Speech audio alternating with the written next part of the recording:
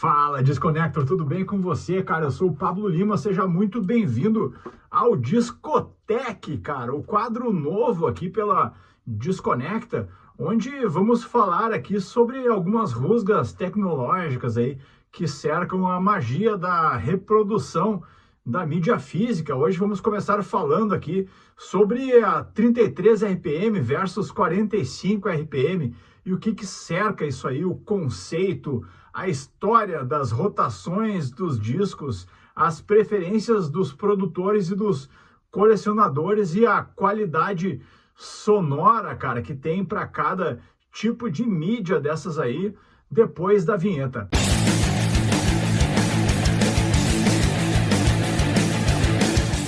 E já abrimos falando aqui do conceito de RPM, cara, que são Revolutions per Minute, ou voltas por minuto, que nada mais é quantas vezes o prato gira em um minuto, quantas vezes em um minuto o prato faz uma volta completa, cara. E lembrando aí que quando a gente fala em RPMs, a gente tem 33 RPM, 33 e um terço, né? 45 RPM e também o mais antigo de 78 RPMs lá, que a gente já não encontra com tanta facilidade mais no mercado aí à venda. E quando a gente fala de rotação do disco, né, cara, quando a gente fala em RPM, normalmente a gente acaba vinculando 45 RPM aos EPs, né, cara, aos discos 7 polegadas, como eu tenho aqui, esse do Freddie Mercury aqui, que é um single, né, cara, tem uma faixa de cada lado, é um disco aqui que ele tem, então, duas músicas, uma de cada lado, e sim, ele roda a 45 RPM. Raramente vai se conseguir fazer um disco de 7 polegadas rodando a 45 RPM, tendo mais do que uma faixa do mesmo lado. Ao contrário, aqui eu tenho um do Marcelo Zona Sul, aqui da banda gaúcha Liverpool, que é um 7 polegadas também, só que esse disco aqui, ele é 33 RPM. E aí a gente observa que ele tem mais de uma faixa de cada lado do disco, cara. Dá para observar aqui que o disco tem várias faixas de cada lado, se eu não me engano. Aqui tem, esse lado tem 3 faixas e o outro lado mais 3 faixas. Isso só é possível por causa da velocidade mais lenta do disco. Também eu tenho 2 exemplos aqui, de 2 discaços aqui, um que é a 33 RPM, recentemente ganhei de presente aí, cara, de Dia dos Pais, né, velho? Esse disco aqui, que é o Ziggy Stardust, é um disco remasterizado também, a qualidade sonora é muito boa, que só é possível a gente conseguir hoje em dia a 33 RPM com toda a qualidade de equipamentos de produção, de prensagens que a gente tem comparado ao que existia no passado. Mas eu tenho aqui o que eu considero, assim, nos últimos tempos que eu pude ouvir o disco, né, cara, e olhar e ouvir com mais atenção para esse aspecto aí do 45 RPM, é o Pink Floyd, que eu já apresentei aqui em outros vídeos. Esse disco aqui, Momentary Lapse of Reason, é um álbum duplo, que eu tenho ele também, álbum simples.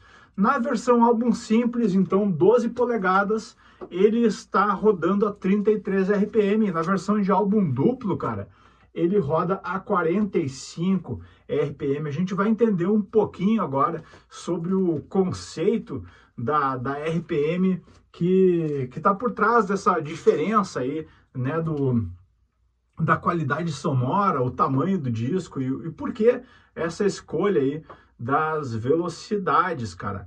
E nada mais se justifica utilizar um disco a 45 RPM quando a gente tem uma mesa sonora, uma mesa sonora ou referências às fitas originais, né, cara, as fitas master, os registros originais desses discos recheados de qualidade sonora, e você fica limitado a gravar essas músicas numa bolacha a 33 RPM. O que acontece quando você grava a música a 33 RPM é que você tem que comprimir muitos detalhes da música, ao passo que se você grava a mesma música num disco a 45 RPM, você tem muito mais espaço para preencher com aqueles detalhes da música. O comparativo que eu faço, que é bem direto assim, Pensa 35 RPM como se fosse 45 RPM, como se fosse 45 quilômetros por hora,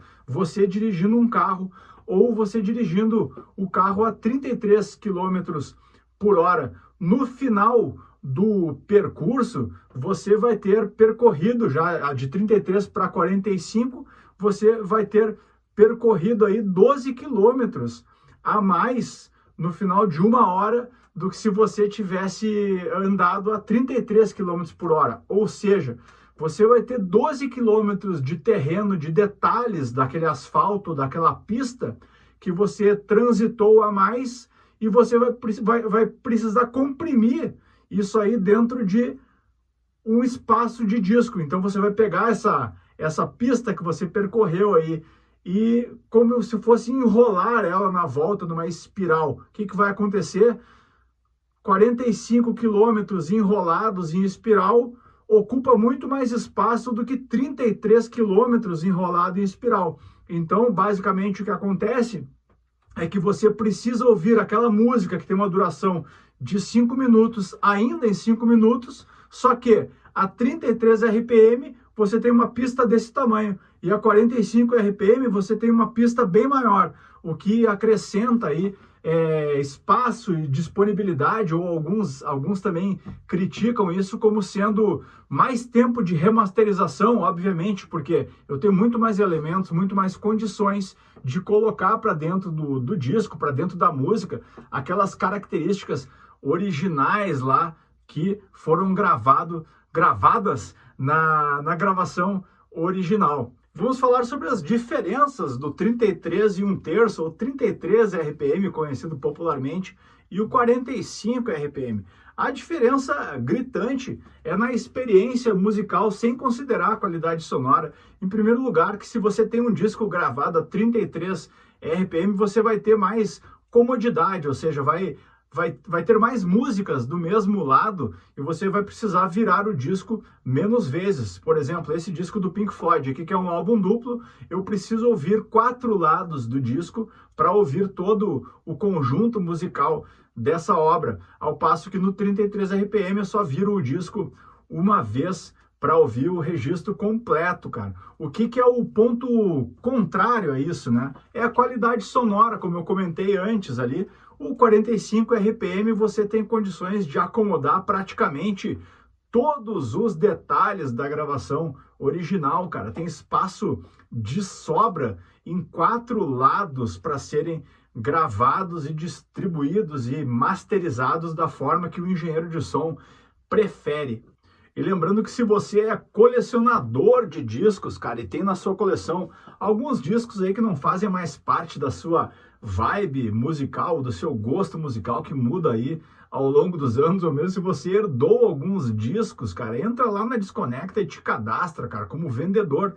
Você pode vender os seus discos por lá, ou se você quiser procurar novos discos para sua coleção, também entra lá, cara. Temos milhares de discos novos e acessórios aí que cercam o mundo da música, como camisetas, como anéis, acessórios que estão lá dentro, bonés, cara, agasalhos, moletom, todos eles com o tema musical da sua banda preferida. Desconecta.com.br, cara, aparece por lá. Vamos falar um pouco da história do toca-disco, cara. O toca-disco que começou lá como gramofone, na descoberta lá por Thomas Edison em 1877, e no início já do século XX, do século passado, com alguns implementos, algumas melhorias por Emily Berliner, tornou-se o toca-discos, cara. E na época lá, a velocidade que se escolheu era a velocidade em torno de 78 RPM. Alguns mais, alguns menos, alguns fabricantes mais, outros menos, até que conseguiram encontrar um ponto de ótima performance, que era o disco gravado a 78 RPMs. Mas por que já não começaram a gravar esses discos a 45 RPM? E por que então que surgiu o de 33 RPM? Cara, o disco de 78 RPM na época, para as condições de prensagem que existia na época e produção musical, ele dava muita conta, cara, porque é muito difícil você conseguir distribuir músicas de forma tão apertada dentro de uma trilha quando você tem uma rotação muito rápida, como 45 RPM, por exemplo. Porque em 1877, imagina as plantas de fabricação de discos na época, o que eram, né, cara? Então, se optou aí por 78 RPM também, por ter uma condição de leitura bastante deficitária na época, pelo equipamento que se utilizava na época, toca-discos a 78 RPM, bem menos sensíveis, então eles precisavam de uma rotação muito mais alta para realmente fazer a propagação do som a partir da agulha, né, cara? Com a evolução dos equipamentos de gravação e a capacidade de produção nas plantas de prensagem com uma tecnologia mais avançada, conseguiu se comprimir um pouco mais, então, as faixas musicais, os picos e os vales das músicas e colocar isso numa rotação um pouco menor, a 45 RPM, mesmo assim, ainda uma rotação maior do que a 33 RPM que a gente conhece tanto hoje, cara. E por que o 33 RPM, então, cara? 33 RPM porque é uma saída bastante econômica para quem quer fazer um disco. A rigor, o engenheiro de som, né, a masterização, ela toma menos tempo quando você tem menos quantidade de música para colocar dentro de um disco. Então se faz um comparativo hoje em dia ainda, né, cara, sobre a qualidade sonora versus o preço da gravação e da masterização de um disco 33 RPM versus um disco de 45 RPM, sendo o disco de 45 RPM um disco que dá mais trabalho na mixagem, na masterização, na verdade. Na masterização toma mais tempo, porque você precisa colocar mais quantidade de música dentro daquele trecho do disco. E o disco a 33 RPM é uma solução mais econômica. Existem discos, inclusive, que são bastante criticados por terem muitas faixas e a qualidade sonora ficar bastante comprimida, bastante prejudicada quando a banda e a produção da banda, por uma saída econômica e de mercado, resolve realmente colocar todas as músicas compactadas dentro de um disco a 33 RPMs. E vamos falar aí da qualidade sonora, cara, e a escolha dos colecionadores, cara.